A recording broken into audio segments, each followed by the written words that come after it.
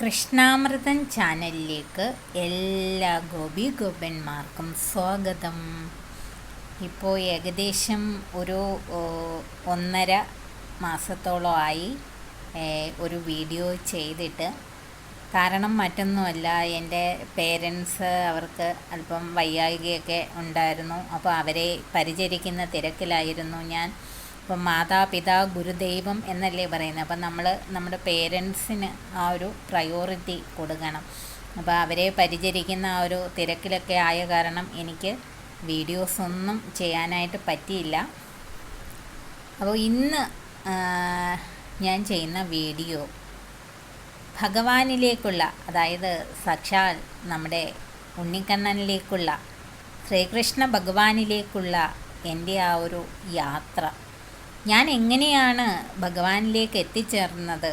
അപ്പോൾ ആ എത്തിച്ചേരുമ്പോൾ നമുക്കൊരുപാട് പരീക്ഷണങ്ങളും കാര്യങ്ങളും ഒക്കെ അതിജീവിക്കേണ്ടതായിട്ട് വരും. അപ്പോൾ ഓരോ കൃഷ്ണഭക്തരെയും എടുത്തു കഴിഞ്ഞാൽ അവർ ഭഗവാനിലേക്ക് എത്തുന്നത് വ്യത്യസ്തമായ രീതികളിലൂടെ, വ്യത്യസ്ത കഥകളായിരിക്കും ഓരോ കൃഷ്ണഭക്തർക്കും പറയാനുള്ളത്, അല്ലേ? അപ്പോൾ അതെന്ന് പറയുന്ന ഈ കൃഷ്ണഭക്തി എന്ന് പറയുന്നത് നമ്മൾ വിചാരിച്ചാൽ കിട്ടുന്ന കാര്യമല്ല. അത് ഭഗവാൻ വിചാരിക്കണം. നമുക്ക് ഭഗവാനോട് ഭഗവാൻ വിചാരിച്ചെങ്കിൽ മാത്രമേ നമുക്ക് ഭഗവാനിലേക്ക് എത്തിച്ചേരാനായിട്ട് പറ്റുകയുള്ളൂ. മുൻജന്മ സുകൃതം നമുക്കുണ്ടെങ്കിൽ മാത്രമേ ഈ ജന്മം നമുക്ക് നാരായണനാമം ജപിക്കാനുള്ള മനസ്സ് വരികയുള്ളൂ, ഭഗവാനെക്കുറിച്ച് അറിയാനുള്ള അവസരങ്ങൾ വരികയുള്ളൂ. എല്ലാം നമുക്ക് മുൻജന്മ സുകൃതമുണ്ടെങ്കിൽ, ആ ഭഗവാന്റെ ആ ഒരു ദൃഷ്ടി, ഭഗവാന്റെ ആ ഒരു ശ്രദ്ധ നമ്മളിൽ എപ്പോഴെങ്കിലും പതിച്ചിട്ടുണ്ടെങ്കിൽ മാത്രമേ നമുക്ക് ആ കൃഷ്ണഭക്തി ലഭ്യമാകുകയുള്ളൂ. അപ്പോൾ ഞാൻ എങ്ങനെയാണ് ഈ ജന്മം ഭഗവാനിലേക്ക് എത്തിച്ചേർന്നത് എന്നുള്ള ആ ഒരു, അതൊരു വലിയ ഒരുപാട് പരീക്ഷണങ്ങളും ഒക്കെയുള്ളൊരു കഥയാണ്. അപ്പോൾ അതിൻ്റെ ഒന്നാമത്തെ ഭാഗമാണ്. കാരണം ഒറ്റ വീഡിയോയിൽ പറഞ്ഞു തീർക്കാൻ പറ്റത്തില്ല. അതുകൊണ്ട് അതിൻ്റെ ആദ്യത്തെ ഭാഗമാണ് ഇന്ന് പറയുന്നത്. അപ്പോൾ കൃഷ്ണഭക്തി എന്ന് പറയുന്ന ഓർമ്മ വെച്ച നാൾ മുതൽ ഭഗവാന്റെ കഥകൾ കേൾക്കാനുള്ള ഒരു ഭാഗ്യം എനിക്കും എൻ്റെ സഹോദരിക്കും ഉണ്ടായിട്ടുണ്ട്. അതിന് ഞാൻ ഏറ്റവും കൂടുതൽ നന്ദി പറയുന്നത് ഭഗവാനിലേക്കുള്ള ആ ഒരു എന്താ പറയുക, നമുക്ക് ആദ്യമായിട്ട് ഭഗവാനെ പരിചയപ്പെടുത്തി തന്നത്, അല്ലെങ്കിൽ ഭഗവാന്റെ കഥകൾ പറഞ്ഞു തന്നത് മറ്റാരുമല്ല, എൻ്റെ അച്ഛൻ്റെ അമ്മയാണ് അമ്മുമ്മ. ഞങ്ങൾ അമ്മുമ്മയെന്ന് വിളിക്കും. അപ്പോൾ ആ അമ്മുമ്മയാണ് ഞങ്ങൾക്ക് കഥകൾ പറഞ്ഞു തരുന്നത്. അന്ന് കുട്ടിക്കാലത്ത് ഓർമ്മ വെച്ച് തുടങ്ങുമ്പോൾ മുതൽ നമ്മൾ രാത്രി അത്താഴം കഴിച്ച് കഴിഞ്ഞാൽ ഉടനെ ഒറ്റ ഓട്ടമാണ് അമ്മമ്മയുടെ അടുക്കലോട്ട്. എന്നിട്ട് അമ്മമ്മയുടെ അപ്പുറവും ഇപ്പുറമായിട്ട് ഞങ്ങൾ 2 പേരും കിടക്കും. അപ്പോൾ അമ്മമ്മ ഓരോ കഥകൾ, അതായത് കൃഷ്ണൻ വെണ്ണ കട്ട് തിന്നുന്നത്, കൃഷ്ണനെ ഉരലിപ്പിടിച്ച് കെട്ടിയിടുന്നത്, അങ്ങനെ ഈ കാളയമർദ്ദനം നടത്തിയത്, അങ്ങനെയുള്ള നമ്മുടെ കുട്ടികൾക്ക് മനസ്സിലാകുന്ന രീതിയിലുള്ള കഥകൾ, കൃഷ്ണൻ്റെ കഥകൾ അമ്മമ്മ പറഞ്ഞു തരും. അപ്പോൾ അന്ന് തൊട്ടേ കണ്ണൻ ഒരു ആരാധനാപാത്രമാണ് എൻ്റെ. അതായത് ഇത്രയധികം കുസൃതികളുള്ള. അപ്പോൾ എന്നും ചെന്നിട്ട് ഞങ്ങൾ അമ്മമ്മയോട് പറയുന്നത്, അമ്മമ്മേ കൃഷ്ണൻ്റെ കുസൃതിയുടെ കഥ പറയാനാണ് പറയുന്നത്, കൃഷ്ണൻ വെണ്ണ കെട്ട് എന്ന കഥ പറ അമ്മമ്മേ. അങ്ങനെ ഭഗവാൻ കാണിച്ച ആ കുസൃതികളുടെ കഥ കേൾക്കാനാണ് നമുക്ക് താല്പര്യം. അമ്മമ്മയ്ക്കും വേറെ അങ്ങനെ കൂടുതൽ കഥകളൊന്നും അറിയത്തില്ല. അമ്മമ്മയ്ക്കും ഈ ഭഗവാന്റെ കഥകളാണ് കൂടുതൽ അറിയാവുന്നത്. അങ്ങനെ അമ്മമ്മ ഈ കഥകൾ പറഞ്ഞു തരും. അങ്ങനെ ഞങ്ങൾ ആ കഥകൾ കേട്ട് അങ്ങനെ ആ കള്ളകൃഷ്ണനോട് വല്ലാത്തൊരു ഇഷ്ടം ആ ഒരു ഓർമ്മ വെച്ച നാൾ മുതൽ എനിക്കുണ്ടായി. അങ്ങനെ ആ ഒരു ഇഷ്ടം ഇങ്ങനെ മനസ്സിൽ കിടക്കുവാണ്. പക്ഷേ എന്നിരുന്നാലും ഭഗവാനാണ്. അമ്പലത്തിൽ പോകുമ്പോൾ ഓടക്കൊല്ലൂതി, നമ്മുടെ വീടിനടുത്തുള്ള ക്ഷേത്രത്തിൽ ഓടക്കൊല്ലൂതി നിൽക്കുന്ന കൃഷ്ണവിഗ്രഹമാണ്. അപ്പോൾ മഹാദേവ ക്ഷേത്രമാണെങ്കിലും ഉപദൈവമായിട്ട് ഈ കൃഷ്ണ ഭഗവാനുണ്ട്. അപ്പോൾ കൃഷ്ണൻ, അത് ഭഗവാൻ എന്നും പറഞ്ഞ്, അമ്പൂറ്റി എന്നും പറഞ്ഞാണ് അമ്മ നമ്മളെ അവിടെ ക്ഷേത്രത്തിൽ കൊണ്ടുവന്നത്. അപ്പോൾ ഭഗവാനാണ് എന്നൊരു ഭയഭക്തിയൊക്കെ ഉണ്ട്. അതിനോടൊപ്പം ആ കൃഷ്ണൻ്റെ കുസൃതികളും ഒക്കെ ഭയങ്കര ഇഷ്ടമായിരുന്നു. അങ്ങനെ എനിക്കൊന്ന് 5-6 അന്ന് എനിക്ക് 5-6 വയസ്സ് പ്രായം ഉണ്ട്. അപ്പോൾ നമ്മുടെ ക്ഷേത്രത്തിൽ ഇത് കണക്ക് ഭാഗവത സപ്താഹ യജ്ഞം നടക്കുകയാണ്. അപ്പോൾ ഈ ഭാഗവത സപ്താഹ യജ്ഞം എന്താണ്, അത് ആദ്യമായിട്ട് ആരാണ് നടത്തിയത്, എന്താണ് അതിൻ്റെ പ്രാധാന്യം, ഇതൊക്കെ വിശദീകരിക്കുന്ന ഒരു വീഡിയോ ഞാൻ നമ്മുടെ ഈ ചാനലിൽ ഇട്ടിട്ടുണ്ട്. കാണണമെന്ന് അതറിയണമെന്ന് ആഗ്രഹമുള്ളവർക്ക് ആ വീഡിയോ കാണാം. ഇപ്പോഴെങ്ങും ഇട്ടതല്ല, വളരെ നാളുകൾക്ക് മുമ്പ് ഇട്ടൊരു വീഡിയോ ആണ്. അപ്പോൾ അത് കാണണമെന്ന് ആഗ്രഹമുള്ളവർക്ക് അത് പോയി കാണാം. അതിൻ്റെ കഥയൊക്കെ അതിലുണ്ട്. അപ്പോൾ ഈ ഭാഗവത സപ്താഹയജ്ഞം എന്ന് പറഞ്ഞാൽ അറിയാലോ, 7 ദിവസം നീണ്ടു നിൽക്കുന്ന ഭാഗവത പാരായണവും അതേപോലെ അതിൻ്റെ കഥകളൊക്കെ അല്ലേ, ഭഗവാന്റെ കഥകളൊക്കെ പറഞ്ഞ് 7 ദിവസം കൊണ്ട് ഈ ഭാഗവതം പൂർത്തീകരിക്കുന്ന ആ ഒരു ചടങ്ങാണ്. അപ്പോൾ 7 ദിവസം നീണ്ടു നിൽക്കും.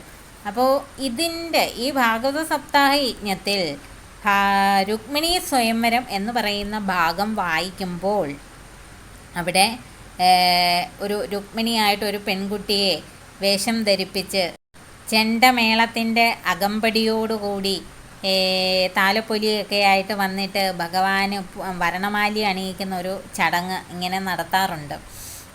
ഇപ്പോഴും എനിക്ക് തോന്നുന്ന പല ക്ഷേത്രങ്ങളിലും ഈ ഭാഗവത സപ്താഹയജ്ഞം നടക്കുമ്പോൾ രുക്മിണി സ്വയംവരം, അതേപോലെ കുചേലവൃത്തം വായിക്കുന്ന സമയത്ത് കുചേലനായിട്ട് വേഷം കെട്ടി അവിൽ കൊണ്ടുവരുന്ന അതൊക്കെ ഇപ്പോഴും പല ക്ഷേത്രങ്ങളിലും പ്രതീകാത്മകമായിട്ട് നടത്തുന്നുണ്ട്. അപ്പോൾ അന്ന് നമ്മുടെ ക്ഷേത്രത്തിൽ രുക്മിണി സ്വയംവരമാണ് നടത്തിയിരുന്നത്. അപ്പോൾ രുക്മിണിയായിട്ട് നല്ലൊരു സുന്ദരി പെൺകുട്ടിയാണ് രുക്മിണിയായിട്ട് ഈ വേഷമൊക്കെ ധരിച്ച് വന്നത്. അപ്പോൾ അവൾ വർണ്ണമാലിയൊക്കെ ആയിട്ട് കയ്യിൽ ഇങ്ങനെ ചെണ്ടമേളത്തിൻ്റെ അകമ്പടിയോടൊക്കെ കൂടി വരികയാണ്. അപ്പോൾ ഈ രുക്മിണിയായിട്ട് ഈ പെൺകുട്ടി വരുമ്പോൾ താലപ്പൊലി അപ്പുറം തോഴിമാർ വേണം രുക്മിണിക്ക്. അപ്പോൾ തോഴിമാരായിട്ട് സെലക്ട് ചെയ്തത് എന്നെയും എൻ്റെ സഹോദരിയുമാണ്. അപ്പോൾ അച്ഛനും ഇതിൻ്റെ സംഘാടക സമിതിയിലൊക്കെ ഉണ്ട്. അതുകൊണ്ട് ഞങ്ങളെ സെലക്ട് ചെയ്തു. അങ്ങനെ തോഴിമാരായിട്ട് വേഷമൊക്കെ കെട്ടി താലപ്പൊലിയൊക്കെ ഏന്തി രുക്മിണിയുടെ അപ്പുറവും നിന്ന്. അപ്പോൾ എനിക്കങ്ങ് ഭയങ്കര ഇഷ്ടപ്പെട്ടത് ആ രുക്മിണി സ്വയംവരം എന്ന് പറയുന്ന ചടങ്ങ് വളരെയധികം ഇഷ്ടപ്പെട്ടു. അങ്ങനെ രുക്മിണി എന്ത് ചെയ്തു, ഭഗവാനെ വർണ്ണമാലിയൊക്കെ അണിയിച്ചു. അങ്ങനെ ആ വർഷം അത് കഴിഞ്ഞു. അടുത്ത വർഷവും ഭഗവത സപ്താഹയജ്ഞം നമ്മുടെ ക്ഷേത്രത്തിലുണ്ടായിരുന്നു. അപ്പോൾ രുക്മിണിയാവാനായിട്ട്, അപ്പോൾ കഴിഞ്ഞ വർഷം രുക്മിണിയായി വേഷം ധരിച്ച പെൺകുട്ടിക്ക് എന്തോ ബുദ്ധിമുട്ടുള്ളത് കാരണം രുക്മിണിയായിട്ട് സെലക്ട് ചെയ്തത് എൻ്റെ സഹോദരിയായിരുന്നു. അതായത് എൻ്റെ ചേച്ചിയെ, എൻ്റെ സഹോദരി എന്ന് പറയുമ്പോൾ എൻ്റെ ചേച്ചിയായിരുന്നു സെലക്ട് ചെയ്തത്. അപ്പോൾ എനിക്ക് ഭയങ്കര സന്തോഷമായി. അന്നേരം എനിക്കൊരാഗ്രഹം, എനിക്കും രുക്മിണിയാവണം. അപ്പോൾ ചേച്ചിയെ രുക്മിണിയാക്കുന്നതെന്ന് പറഞ്ഞപ്പോൾ വേറെ ആരെങ്കിലും രുക്മിണിയായാൽ എനിക്ക് പ്രശ്നമില്ല, പക്ഷേ ചേച്ചി രുക്മിണിയാകുന്നെന്ന് പറഞ്ഞപ്പോൾ എനിക്കും രുക്മിണിയാകണമെന്നൊരു മോഹം തോന്നി. കാരണം ഇത് സംഘാടക സമിതി ആരെയാണ് സെലക്ട് ചെയ്യുന്നതെന്ന് അറിയത്തില്ലല്ലോ. അപ്പോൾ ചേച്ചിയെ സെലക്ട് ചെയ്താൽ അപ്പോൾ എന്നെ എന്തുകൊണ്ട് സെലക്ട് ചെയ്തുകൂടാ? ഞാൻ അച്ഛനോട് എന്ന് പറഞ്ഞു, അച്ഛൻ എനിക്ക് രുക്മിണിയാവണമെന്ന് പറഞ്ഞു. എനിക്ക് എന്തായാലും അപ്പോൾ അച്ഛൻ പറഞ്ഞു അടുത്ത വർഷം എന്നെ രുക്മിണിയാക്കാം, ഈ വർഷം ചേച്ചി രുക്മിണിയാവട്ടെ എന്ന് പറഞ്ഞു. അപ്പം ഞാൻ അതിലങ്ങ് സമാധാനിച്ചു. ഈ വർഷം പിടിച്ച് എന്നെ വീണ്ടും തോഴിയാക്കി. അപ്പം ഞാൻ വീണ്ടും താരപ്പൊലിയൊക്കെ പിടിച്ച് എൻ്റെ ചേച്ചി രുക്മിണിയായിട്ട് അണിഞ്ഞൊരുങ്ങി വാദ്യമേളങ്ങളുടെ അകമ്പടിയോടുകൂടി പോയി ഭഗവാനെ വർണ്ണമാലി അണിയിച്ചു. പക്ഷെ അപ്പോൾ എൻ്റെ അച്ഛനൊക്കെ വെറുതെ പറഞ്ഞതാണോ അത് അവർ എന്നെ അന്നേരം ആശ്വസിപ്പിക്കാൻ പറഞ്ഞതാണോ എന്തോ എനിക്കറിയത്തില്ല. പക്ഷേ എൻ്റെ മനസ്സിൽ ഭഗവാനെ വിവാഹം കഴിക്കുക, രുക്മിണിയായിട്ട് ഭഗവാനെ വിവാഹം കഴിക്കുക എന്ന ഒരു മോഹം എൻ്റെ മനസ്സിലപ്പോൾ ഉടലെടുക്കുകയാണ്. അതുവരെ ഭഗവാൻ കുസൃതി കണ്ണൻ എന്നൊക്കെയുള്ള രീതിയിലുള്ള ഒരു ചിന്താഗതിയായിരുന്നെങ്കിൽ എൻ്റെ സഹോദരി രുക്മിണിയായി ഈ വർണ്ണമാലിയും ഭഗവാനെ അണിയിച്ചപ്പോൾ എൻ്റെ മനസ്സിൽ ഞാൻ അറിയാതെ തന്നെ ഒരു മോഹം വരികയാണ്, രുക്മിണിയാവണം എനിക്കും. അങ്ങനെ പിന്നെ ഈ മോഹം അങ്ങനെ, അപ്പോൾ എനിക്ക് അച്ഛൻ പറഞ്ഞല്ലോ അടുത്ത വർഷം എന്നെയാണ് രുക്മിണിയാക്കുന്നത്. അപ്പോൾ ആ ഒരു സന്തോഷത്തിലൊക്കെ ഞാനിങ്ങനെ ഇരിക്കുകയാണ്. അങ്ങനെ അടുത്ത വർഷം വന്നു ഭാഗവത സപ്താഹയജ്ഞം. ആ സപ്താഹയജ്ഞത്തിൽ രുക്മിണി സ്വയംവരം വരികയാണ്. അപ്പോൾ ഞാൻ പറഞ്ഞു, അച്ഛാ ഇത്തവണ എന്നെ രുക്മിണിയാക്കാമെന്നാണ് അച്ഛൻ പറഞ്ഞത്. അപ്പോൾ ഞാനാണ് ഇത്തവണ രുക്മിണി എന്ന് പറഞ്ഞു. അപ്പോൾ അച്ഛൻ ആദ്യമൊന്നും മിണ്ടിയില്ല, പക്ഷേ പിന്നെ ഞാൻ അറിഞ്ഞു ഞാനല്ല രുക്മിണി, എൻ്റെ ചേച്ചി തന്നെയാണ് വീണ്ടും രുക്മിണി എന്ന്. അപ്പം ഞാൻ വാശി പിടിച്ച് കരയാൻ തുടങ്ങി. അച്ഛാ എനിക്ക് രുക്മിണി ആയേ പറ്റുകയുള്ളൂ, എനിക്ക് രുക്മിണി ആവണമെന്നും പറഞ്ഞ് ഞാൻ കരയാൻ തുടങ്ങി. അപ്പോൾ അച്ഛൻ പറഞ്ഞു, അച്ഛൻ മാത്രമല്ല അവിടെ നിന്നവരൊക്കെ എന്നെ ആശ്വസിക്കാൻ പറഞ്ഞു, അത് മോക്ക് പൊക്കം കുറവല്ലേ, അപ്പോൾ രുക്മിണിക്ക് ഇത്തിരി പൊക്കമൊക്കെ വേണം. അത് ശരിയാണ്, ഞാനന്ന് 2 3 ഒക്കെ പഠിക്കുകയല്ലേ, ഞാൻ പൊക്കം കുറവാണ് എനിക്ക്. അപ്പം പൊക്കം കുറവല്ലേ, അപ്പോൾ ഇത്തിരി പൊക്കമുള്ള ആൾ വേണം രുക്മിണി ആവാനായിട്ട്. അപ്പോൾ അടുത്ത വർഷം ആകുമ്പോൾ മോൾക്ക് കുറച്ചുകൂടി പൊക്കം വരുമല്ലോ, അപ്പോൾ എന്തു ചെയ്യാം, മോളെ രുക്മിണിയാക്കാം എന്ന് പറഞ്ഞു. അപ്പോൾ ആ വർഷവും എൻ്റെ ആഗ്രഹം നടന്നില്ല. എൻ്റെ ചേച്ചി രുക്മിണിയായി, ഞാൻ രുക്മിണിയുടെ തോഴിയായി. ആ വർഷവും താലപ്പൊലി എടുത്തു. പക്ഷെ അപ്പോഴൊക്കെ എൻ്റെ മനസ്സിലൊരു ആഗ്രഹമാണ്, അടുത്ത വർഷം എനിക്ക് രുക്മിണിയാകാൻ പറ്റുമല്ലോ, അടുത്ത വർഷം ആകുമ്പോഴത്തേന് എനിക്ക് പൊക്കം വെക്കും, അപ്പോൾ എനിക്ക് രുക്മിണിയാകാൻ പറ്റും എന്നൊക്കെ ഞാൻ മോഹിച്ച് അങ്ങനെ ഇരിക്കുകയാണ്. അങ്ങനെ വീണ്ടും കാലങ്ങൾ കടന്നുപോയി. അടുത്ത വർഷം അങ്ങനെ ഞാൻ കാത്തിരിക്കുകയാണ്, അടുത്ത വർഷം എനിക്ക് രുക്മിണിയാവാൻ പറ്റുമല്ലോ, ഭഗവാനെ വിവാഹം കഴിക്കാൻ എനിക്ക് പറ്റുമല്ലോ എന്ന് മോഹിച്ച് ഞാൻ അങ്ങനെ ഇരിക്കുകയാണ്. അപ്പോൾ അടുത്ത വർഷം പക്ഷേ എനിക്ക് ഭാഗ്യമില്ല എന്നേ ഞാൻ വിശ്വസിക്കുകയുള്ളൂ. അടുത്ത വർഷം ഞങ്ങളുടെ അമ്പലത്തിൽ ഭാഗവത സപ്താഹ യജ്ഞം ഇല്ലായിരുന്നു. പിന്നീടുള്ള കുറേ വർഷങ്ങളിൽ അമ്പലത്തിൽ ഭാഗവത സപ്താഹ യജ്ഞം ഇല്ല. അങ്ങനെ രുക്മിണിയാവാനുള്ള എൻ്റെ ആ ഒരു മോഹവും അങ്ങനെ തന്നെ നിന്നു. ഭഗവാനെ കല്യാണം കഴിക്കാൻ ഭഗവാന് എന്തുകൊണ്ടോ രുക്മിണിയായിട്ട് എന്നെ സ്വീകരിക്കാൻ ഭഗവാൻ ഇഷ്ടമില്ലായിരുന്നു എന്ന് ഞാൻ വിചാരിക്കുന്നു. അതല്ലെങ്കിൽ ഞാൻ ചിന്തിച്ചത് ഒരു വീട്ടിൽ നിന്ന് തന്നെ 2 പേരെ എങ്ങനെയാണ് വിവാഹം കഴിക്കാമെന്ന് ഭഗവാൻ വിചാരിച്ചിട്ടുണ്ടാകും. കാരണം എൻ്റെ ചേച്ചിയെ ഭഗവാൻ വിവാഹം കഴിച്ചു, ഇനി അനിയത്തിയെ കൂടി എങ്ങനെയാണ് ഭഗവാൻ വിവാഹം കഴിക്കുക എന്ന് വിചാരിച്ചിട്ടുണ്ടാകും. അതുകൊണ്ട് ഒരിക്കലും എനിക്ക് രുക്മിണിയാകാനുള്ള ഭാഗ്യം ലഭിച്ചില്ല. അപ്പോൾ ഭഗവാനെ വിവാഹം കഴിക്കുക എന്നുള്ള ആ ഒരു സ്വപ്നം, അതൊരു സ്വപ്നമായിട്ട് തന്നെ എൻ്റെ മനസ്സിലിരുന്നു. ആ ഒരാഗ്രഹം പിന്നെ ഞാൻ ആ ആഗ്രഹമൊക്കെ എൻ്റെ മനസ്സിൽ നിന്ന് അങ്ങ് പോയി, അതിൻ്റെ വിഷമമൊക്കെ പോയി. നമ്മൾ കുട്ടികളല്ലേ, പെട്ടെന്ന് ഇതൊക്കെ മറക്കും. ഭഗവാനെ വിവാഹം കഴിക്കുക എന്നുള്ള ചിന്തകളൊക്കെ അങ്ങ് മറന്നുപോയി. പിന്നെ കുറേ വളർന്നതിന് ശേഷം പക്ഷേ ഭഗവാനോടുള്ള ഭക്തിക്ക് ഒരു കുറവുമില്ല കേട്ടോ. ഭഗവാനെ അപ്പോഴും പ്രാർത്ഥിക്കും. പക്ഷെ ഞാനൊരു കൗമാര പ്രായത്തിലെത്തിയപ്പോൾ ശരിക്കും എനിക്ക് പ്രണയം തോന്നി ഭഗവാനോട്. എൻ്റെ ഒരു സുഹൃത്ത്, കാമുകൻ എന്നതിലപ്പുറം, കാമുകൻ എന്ന് പറയാൻ പറ്റില്ല, സുഹൃത്തെന്നും പറയാൻ പറ്റില്ല, അതായത് രണ്ടും കൂടി അതിൻ്റെ ഇടയിലുള്ള ഒരു സ്ഥാനമാണ് ഭഗവാൻ കൊടുത്തത്. അതായത് എൻ്റെ എന്ത് വിഷയം ഉണ്ടെങ്കിലും ഞാൻ എൻ്റെ വീട്ടുകാരോടൊന്നും സംസാരിക്കത്തില്ല. എനിക്ക് എന്ത് ദുഃഖം ഉണ്ടെങ്കിലും ഞാൻ ആരോടും എൻ്റെ ഭഗവാനോടെ ഞാൻ പറയത്തുള്ളൂ. വിളക്ക് കത്തിച്ചിട്ട് ഞാൻ പിന്നെ ആരും ഇല്ലാത്തപ്പം ഞാൻ ഭഗവാനോട് സംസാരിക്കും. എൻ്റെ മനസ്സുകൊണ്ട് ഞാൻ എപ്പോഴും ഭഗവാനോട് സംസാരിച്ചുകൊണ്ടിരിക്കും. അപ്പോൾ അതുകൊണ്ട് തന്നെ ശരിക്കും എനിക്ക് വിവാഹമൊന്നും വേണ്ട, എൻ്റെ ഭഗവാനെ പ്രാർത്ഥിച്ച് അങ്ങ് ജീവിച്ചാൽ മതി എന്നൊക്കെയായിരുന്നു എൻ്റെ ആഗ്രഹം, ചിന്ത. പക്ഷെ അതുപോലെ തന്നെ നമ്മൾ ഭഗവാനെ സ്നേഹിച്ചാൽ അത് ഞാൻ എവിടെ വേണമെങ്കിലും അടിവരയിട്ട് പറയാം, നിങ്ങൾ ഭഗവാനെ, നിങ്ങൾക്ക് ഭഗവാനോടുള്ള സ്നേഹം ആത്മാർത്ഥമാണെന്നുണ്ടെങ്കിൽ ആ ഭഗവാൻ നിങ്ങളുടെ മനസ്സ് കണ്ടറിഞ്ഞ് നിങ്ങൾ ആഗ്രഹിക്കുന്നതിനേക്കാൾ കൂടുതൽ നിങ്ങൾക്ക് നൽകും. എൻ്റെ ജീവിതത്തിൽ എനിക്കത് ഞാൻ മനസ്സിലാക്കിയ സത്യമാണ്. എൻ്റെ ജീവിതം തന്നെയാണ് അതിനുള്ള ഏറ്റവും വലിയ തെളിവ് എന്ന് പറയുന്നത്. ഞാൻ ആഗ്രഹിക്കാത്ത കാര്യങ്ങളൊക്കെ ഭഗവാൻ എനിക്ക് തന്നിട്ടുണ്ട്. പക്ഷേ ഈ ഒരു കാര്യം, രുക്മിണിയാകാൻ മാത്രം ഭഗവാൻ എനിക്ക് അതിതായിരിക്കാം കാര്യം. ഒരു വീട്ടിൽ നിന്ന് തന്നെ ചേട്ടത്തി അനിയത്തിയൊക്കെ എങ്ങനെയാണ് വിവാഹം കഴിക്കുക അല്ലേ, ഭാര്യയുടെ അനിയത്തിയല്ലേ, അപ്പോൾ അനിയത്തി കുട്ടിയായിട്ടിരിക്കാനായിരിക്കാം ഭഗവാന് ആഗ്രഹം.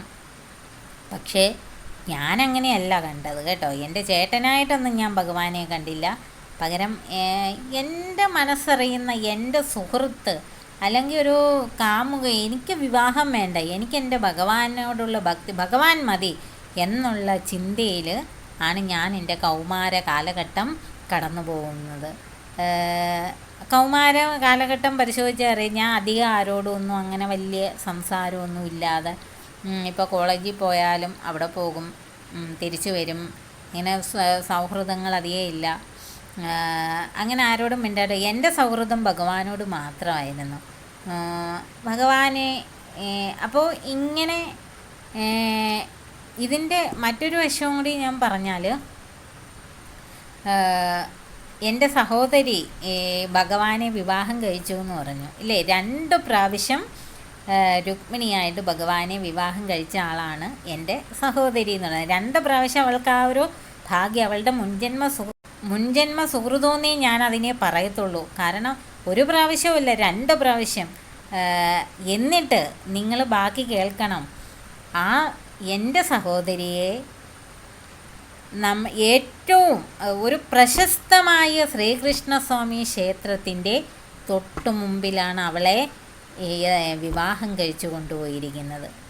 അപ്പോൾ അവൾ എന്തായാലും മനുഷ്യജന്മം എടുത്തു, നമ്മൾ പെൺകുട്ടികളായിട്ട് ജനിച്ചു. അപ്പോൾ തീർച്ചയായിട്ടും വീട്ടുകാരെന്ത് ചെയ്യും, വിവാഹം കഴിച്ച് വിടും. അപ്പോൾ അവളെ വിവാഹം കഴിച്ചു വിട്ടു. പക്ഷേ ആ വിവാഹം കഴിച്ചു വിട്ട വീടെന്ന് പറയുന്നത് ഒരു വലിയ ശ്രീകൃഷ്ണ ക്ഷേത്രത്തിൻ്റെ തൊട്ടു മുമ്പിൽ. അവൾക്ക് ഭഗവാന്റെ കീർത്തനങ്ങൾ അവിടെ വെക്കുന്ന ഈ ഗാനങ്ങളൊക്കെ കേട്ടിട്ട് അവൾക്ക് രാവിലെ സുപ്രഭാതമൊക്കെ കേട്ട് അവൾക്ക് രാവിലെ ഉണരാം. അവിടുത്തെ പൂജകളെല്ലാം സമയാസമയം അറിയാം. അവൾക്ക് അവിടെ വീട്ടിൽ ഇരുന്നു കൊണ്ട് തന്നെ അവിടുത്തെ ഉത്സവങ്ങൾ കാണാം, കൊടിയേറി കിടക്കുന്നത് കാണാം, അവിടുത്തെ പരിപാടികൾ കാണാം. ആ ഭഗവാന്റെ നടയിൽ എന്തൊക്കെ കാര്യങ്ങൾ നടക്കുന്നോ അവൾക്ക് അവിടെ ഇരുന്നുകൊണ്ട് എല്ലാം കാണാം. അപ്പോൾ ഭഗവാൻ തൻ്റെ 2 പ്രാവശ്യം രുക്മിണിയായി തന്നെ വിവാഹം കഴിച്ച ആ ഒരു പെൺകുട്ടിയെ ഭഗവാൻ തൻ്റെ കൺമുന്നിൽ തന്നെയാണ് കൊണ്ടുവന്നത്. അതൊരു അത്ഭുതമായിട്ടാണ് എനിക്ക് തോന്നുന്നത്. കാരണം ഒരിക്കലും അവിടെ വരാൻ, ആ ഒരു ക്ഷേത്രത്തിൻ്റെ അടുത്ത് ഒരു വിവാഹിതയായി വരാൻ യാതൊരു സാഹചര്യങ്ങളും ഇല്ലായിരുന്നു. പക്ഷേ എന്നിട്ടും അവിടെ ഭഗവാൻ എത്തിച്ചു. എന്നിട്ട് ഈ തോഴിയെയോ, തോഴി അങ്ങനെ ഭഗവാന്റെ അത്ര അടുത്ത് നിൽക്കേണ്ട. അതുകൊണ്ട് തോഴിക്ക് ഈ മഹാക്ഷേത്രത്തിൻ്റെ 2 കിലോമീറ്റർ അകലെ തന്നെ ഭഗവാൻ ഒരു വാസസ്ഥാനം തന്നു. തോഴിയല്ലേ, അപ്പോൾ ഇച്ചിരി ഡിസ്റ്റൻസ് ഒക്കെ ഇട്ട് നിന്നാൽ മതി എന്ന് ഭഗവാന് തോന്നിയിട്ടുണ്ടാകും. അപ്പോൾ എന്തായാലും എനിക്ക് വന്ന് ഭഗവാനെ കാണാൻ പറ്റും, അതൊരു വലിയ ഭാഗ്യം തന്നെയാണ്. അപ്പോൾ അങ്ങനെ ഈ ഒരു കൗമാര കാലഘട്ടത്തിൽ ഭഗവാനുമായിട്ട് ഭയങ്കര, ശരിക്കും അന്ന് ഞാൻ ഭഗവാനെ സ്നേഹിച്ച പോലെ പിന്നെ ഒരിക്കലും ഞാൻ എൻ്റെ കുട്ടിക്കാലത്ത് സ്നേഹിച്ചിട്ടില്ല, ഇപ്പോഴും സ്നേഹിച്ചിട്ടില്ല എന്ന് ഞാൻ പറയുമോ. ആ ഒരു ടൈമിൽ ഞാൻ എൻ്റെ ഭഗവാനെ സ്നേഹിച്ചതുപോലെ പിന്നീട് ഒരിക്കലും എനിക്ക് സ്നേഹിക്കാൻ പറ്റിയിട്ടില്ല. അത്രയ്ക്കൊരു ആത്മബന്ധമായിരുന്നു ഞാനും ഭഗവാനും തമ്മിൽ. അതിന് ഒരുപാട് ഉദാഹരണങ്ങൾ. എൻ്റെ കണ്ണ് നിറയാൻ എൻ്റെ ഭഗവാൻ സമ്മതിച്ചിട്ടില്ല.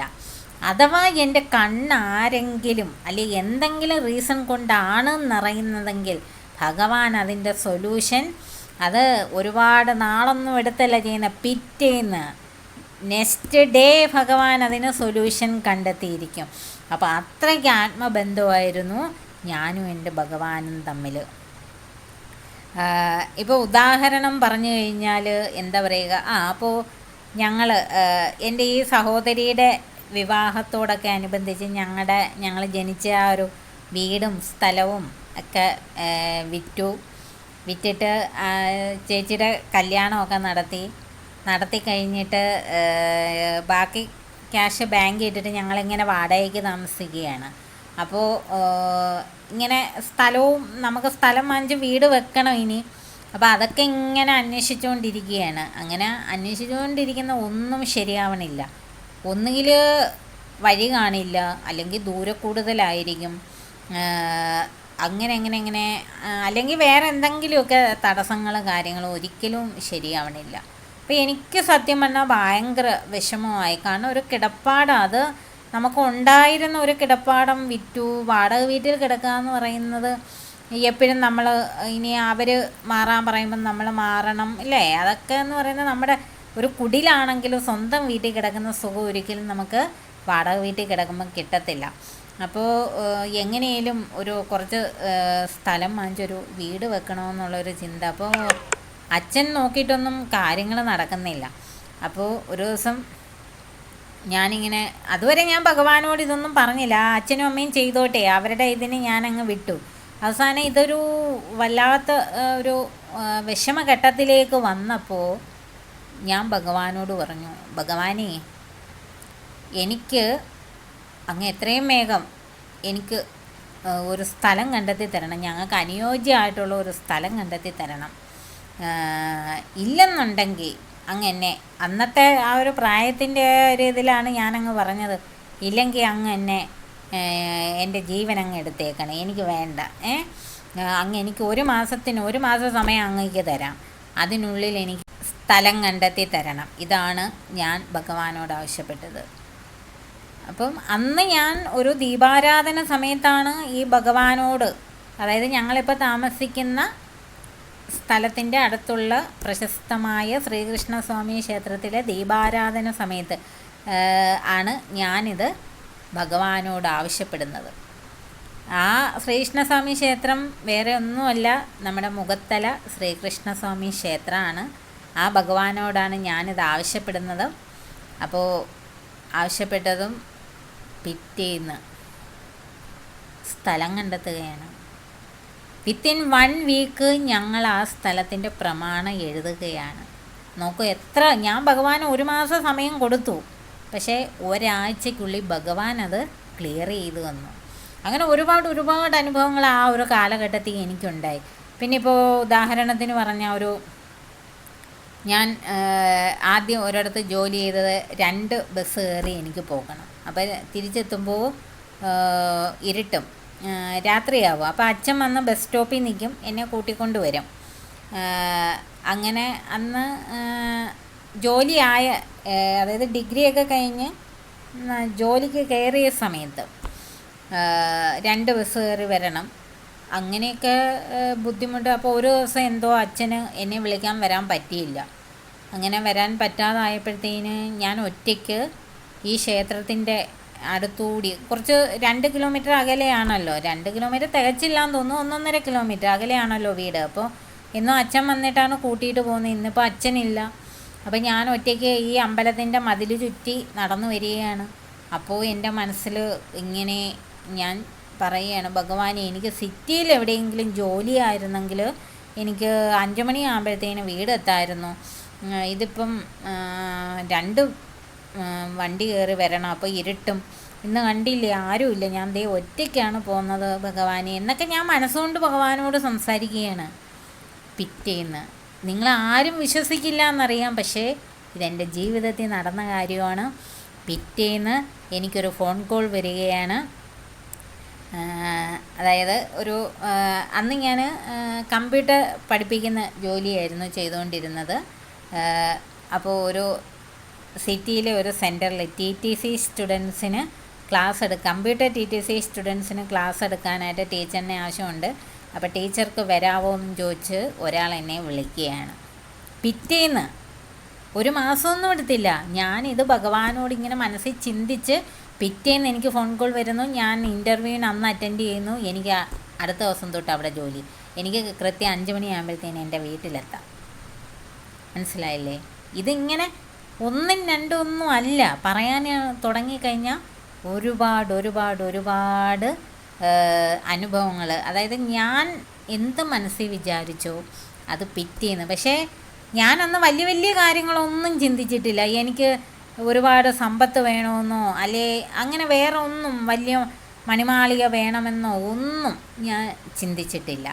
ഞാൻ അതൊന്നും ആവശ്യപ്പെട്ടിട്ടില്ല. പക്ഷേ ഞാൻ ആവശ്യപ്പെട്ടതെല്ലാം ഭഗവാൻ തന്നിട്ടുണ്ട്. പക്ഷെ ഞാൻ ഒന്നും ആവശ്യപ്പെട്ടില്ല ഭഗവാനോട്. എനിക്ക് അത്രയ്ക്കധികം ആവശ്യമെന്ന് തോന്നിയ, അല്ലെങ്കിൽ എനിക്ക് പ്രയാസം വന്ന കാര്യങ്ങൾ മാത്രമാണ് ഞാൻ ഭഗവാനോട് പറഞ്ഞത്. അത് ഭഗവാൻ എനിക്ക് സാധിച്ചു. അത് മാത്രമല്ല, ഞാൻ ആഗ്രഹിക്കാത്ത, അല്ലെ ഞാൻ സ്വപ്നത്തിൽ പോലും വിചാരിക്കാത്ത കാര്യങ്ങൾ, അനുഗ്രഹങ്ങൾ ഭഗവാൻ എനിക്ക് തന്നു. ആ ഒരു ഘട്ടത്തിൽ ഞാൻ ഭഗവാനെ പ്രണയിച്ചതുപോലെ, ഭഗവാൻ എന്നെ പ്രണയിച്ചതുപോലെ പിന്നീട് ഒരിക്കലും ഞങ്ങൾക്കിടയിൽ ഒരു ആത്മബന്ധം വന്നിട്ടില്ല എന്നുള്ളതാണ് വാസ്തവം. പിന്നെയും ഭഗവാൻ ഒരുപാട് കാര്യങ്ങൾ ചെയ്തു തന്നു. പക്ഷേ ഇതിനിടയ്ക്ക് ഞാനും ഭഗവാനുമായിട്ടുള്ള ഒരു ആത്മബന്ധം വിച്ഛേദിക്കപ്പെട്ടു. പിന്നെ വേറെ പല വഴികളായി. അവസാനം വീണ്ടും ഭഗവാനിലേക്ക് എത്തി. അപ്പോൾ ഈ എങ്ങനെയാണ് ഭഗവാനിലേക്കുള്ള എൻ്റെ ആ ഒരു ഞങ്ങൾ തമ്മിലുള്ള ആത്മബന്ധത്തിൽ എവിടെയാണ് വിള്ളലുകൾ സംഭവിച്ചത്, അത് ഇന്നും എനിക്ക് അറിഞ്ഞുകൂടാ. എങ്കിലും അതിനും കുറേ ഇൻസിഡൻസുകൾ ഉണ്ട്. അപ്പോൾ അത് ഞാൻ എൻ്റെ നെക്സ്റ്റ് വീഡിയോയിൽ പറയുന്നതായിരിക്കും. ഈ അനുഗ്രഹങ്ങൾ ഇതിപ്പോൾ ഞാൻ കുറച്ച് കാര്യങ്ങളേ പറഞ്ഞിട്ടുള്ളൂ. ഒരുപാട് കൃഷ്ണാനുഭവങ്ങൾ എനിക്ക് ആ കാലഘട്ടത്തിൽ ഉണ്ടായിട്ടുണ്ട്.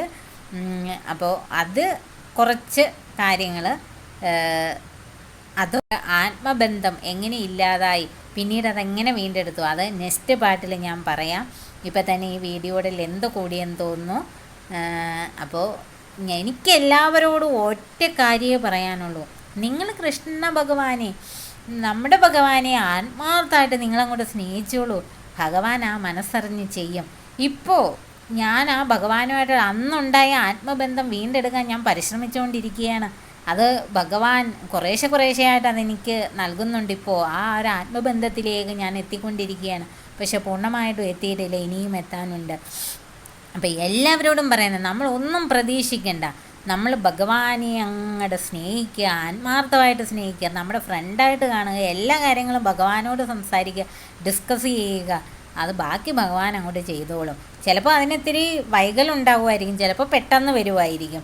പിന്നെ ഒരു കാര്യം നമ്മൾ ശ്രദ്ധിക്കേണ്ടതെന്ന് പറയുന്നത്, ചില കാര്യങ്ങൾ അത് നമ്മുടെ കർമ്മദോഷം കൊണ്ട് നമുക്ക് കിട്ടാത്ത കാര്യങ്ങളായിരിക്കും. അതും എൻ്റെ ജീവിതത്തിൽ ചില കാര്യങ്ങൾ അങ്ങനെയുണ്ട്. എനിക്ക് കിട്ടാത്ത ചില കാര്യങ്ങളുണ്ട്. മറ്റുള്ളവർക്ക് ഉള്ള ചില കാര്യങ്ങൾ എനിക്ക് എൻ്റെ ജീവിതത്തിൽ കിട്ടിയിട്ടില്ല. അതിനൊക്കെ ആദ്യം ഞാൻ ഭഗവാനെ ഒരുപാട് കുറ്റം പറഞ്ഞിട്ടുണ്ട്. പക്ഷേ പിന്നീട് ഞാൻ ആ ഒരു സത്യം എന്താണ് അതിൻ്റെ കാരണം അത് മനസ്സിലാക്കി കഴിഞ്ഞപ്പോൾ എനിക്ക് അങ്ങനെയൊന്നുമില്ല. അപ്പോൾ അതെന്ന് പറയുന്നത് നമ്മുടെ കർമ്മബലമാണ്. ആ കർമ്മബലം കൊണ്ട് ചില കാര്യങ്ങൾ നമ്മൾ അനുഭവിക്കേണ്ടതായിട്ട് വരും. അപ്പോൾ അതൊക്കെ നമ്മൾ എത്ര ചിലപ്പോൾ ഭഗവാനെ പ്രാർത്ഥിച്ചാലും ഒരു പക്ഷേ നമ്മൾ ആ അനുഭവങ്ങളിലൂടെയൊക്കെ കടന്നു പോകേണ്ടി വരും. അതുകൊണ്ടൊന്നും നമ്മൾ പിന്തിരിയാൻ പാടില്ല. അപ്പോൾ ആ ഭഗവാനെ നമ്മൾ മുറുകെ പിടിച്ചോളുക. ഏത് പ്രതിസന്ധിയിലും, ഏത് ദുഃഖഘട്ടത്തിലും, വിഷമഘട്ടത്തിലും, ഇനി നമുക്ക് നാശമാണ് ആ ഒരു പ്രതിസന്ധി ഘട്ടത്തിൽ സംഭവിക്കട്ടെ. നമ്മുടെ ഭഗവാൻ അതാണ് ഇച്ഛിക്കുന്നതെങ്കിൽ അത് നടക്കട്ടെ എന്ന് വിചാരിക്കുക. ഭഗവാനെ, നിനക്ക് വേണമെങ്കിൽ നീ നിൻ്റെ ഈ ഭക്തയെ അല്ലെ ഭക്തനെ നീ രക്ഷിച്ചു കൊള്ളുക എന്ന് നമ്മളങ്ങോട്ട് പറയുക. ഞങ്ങളെ രക്ഷിക്കേണ്ട ഉത്തരവാദിത്വം ഭഗവാനെ നിൻ്റെതാണ്, അല്ലെങ്കിൽ ഞങ്ങളെ ഈ പ്രതിസന്ധിയിൽ നിന്നും കരകയറ്റേണ്ട ഉത്തരവാദിത്വം ഭഗവാനെ ഇത് അങ്ങേക്ക് വിടുകയാണ്, അങ്ങ് ചെയ്തോളുക. നമുക്ക് ഇനി അതല്ല, നമ്മളിതൊക്കെ അനുഭവിക്കണമെന്നാണ് ഭഗവാൻ പറയുന്നതെങ്കിൽ ഓക്കെ ഭഗവാനെ, ഇതാ ഞങ്ങൾ അനുഭവിക്കുകയാണ്, ഭഗവാന്റെ ഇച്ഛ അതാണെങ്കിൽ ഞങ്ങളതും രണ്ട് കൈ നീട്ടി സ്വീകരിക്കുകയാണ് എന്നുള്ളൊരു മനസ്ഥിതി നമ്മൾ ഉണ്ടാക്കിയെടുക്കുക. ഒരു ഘട്ടത്തിലും നമ്മൾ ഭഗവാനെ കൈവിടാൻ പാടില്ല. ആ ഭഗവാന്റെ പ്രേമം, ഭഗവാന്റെ ആ ഒരു ശ്രദ്ധ നമുക്കറിയണമെങ്കിൽ നമ്മൾ അങ്ങനെ തന്നെ ഭഗവാനെ പ്രേമിക്കണം. അപ്പോൾ എൻ്റെ എല്ലാ ഈ കൃഷ്ണാമൃതം ചാനൽ കാണുന്ന എല്ലാ ഗോപന്മാരോടും എനിക്ക് ഒരിക്കൽ കൂടി പറയാനുള്ളത്, നമ്മുടെ കണ്ണനെയും രാധാറാണിയെയും നിങ്ങളങ്ങോട്ട് അകമഴിഞ്ഞ് പ്രണയിച്ചു കൊള്ളുക. ബാക്കി അവർ നോക്കിക്കോളും. നമ്മുടെ ജീവിതം അവർക്ക് കൊടുത്തേക്കുക. നമ്മുടെ ജീവിതത്തിൽ നന്മ വരണോ തിന്മ വരണോ എന്ന് അവർ തീരുമാനിച്ചോട്ടെ, അല്ലേ? അവർക്ക് വിട്ടുകൊടുത്തേക്കുക. നമ്മളെ സംരക്ഷിക്കേണ്ട ഉത്തരവാദിത്വം അവർക്ക് വിട്ടുകൊടുത്തേക്കുക. നമ്മുടെ പ്രതിസന്ധികൾക്ക് പരിഹാരം കാണേണ്ട ഉത്തരവാദിത്വം അവർക്ക് വിട്ടുകൊടുത്തേക്കുക. നമ്മളാകെ എന്ത് ചെയ്യുക? ഭഗവാനെ ആത്മാർത്ഥമായി സ്നേഹിക്കുകയും പ്രാർത്ഥിക്കുകയും ചെയ്യുക. അതാണ് എനിക്ക് എല്ലാ ഗോപന്മാരോടും പറയാനുള്ളത്. അത് പക്ഷേ പ്രാവർത്തികമാക്കുക എന്ന് പറഞ്ഞാൽ അല്പം പ്രയാസമുള്ള കാര്യമാണ്. കാരണം പ്രതിസന്ധിയിലൊക്കെ തളരുമ്പോൾ നമ്മൾ അറിയാണ്ട് അല്ലേ ഭഗവാനെയൊക്കെ ശപിച്ചു പോകും. അപ്പോൾ എന്തായാലും ഇതിൻ്റെ സെക്കൻഡ് പാർട്ട് നിങ്ങൾ കാണണം. അതാണ് ഏറ്റവും പ്രധാനപ്പെട്ടത്. എൻ്റെ എല്ലാ ഗോപന്മാർക്കും നമ്മുടെ രാധാകൃഷ്ണന്മാരുടെ അനുഗ്രഹവും അവരിൽ ഭക്തിയും അവരുടെ ശ്രദ്ധ നിങ്ങളിലും ഒക്കെ ഉണ്ടാകട്ടെ എന്ന് പ്രാർത്ഥിക്കുന്നു. പിന്നെ ഇനി നെക്സ്റ്റ് വീഡിയോ ഞാൻ മറ്റൊരു വീഡിയോ ഞാൻ ചെയ്യുന്നുണ്ട്. അത് ഞാൻ ഇതിനു മുമ്പ് ചെയ്ത വീഡിയോയിൽ ഒരു കാര്യം പറഞ്ഞു, അത് പ്രാവർത്തികമാക്കേണ്ട ഒരു വീഡിയോ ആയിരിക്കും. അതിപ്പം ഞാൻ എന്താണെന്ന് പറയുന്നില്ല, അത് നെക്സ്റ്റ് വീഡിയോയുടെ അടുത്ത വീഡിയോയിൽ പറയാം. അപ്പോൾ എല്ലാ ഗോപന്മാർക്കും രാധാകൃഷ്ണന്മാരുടെ അനുഗ്രഹം ഉണ്ടാകട്ടെ എന്ന് ഞാൻ പ്രാർത്ഥിക്കുന്നു. ജയ് ശ്രീ രാധേശ്യാം.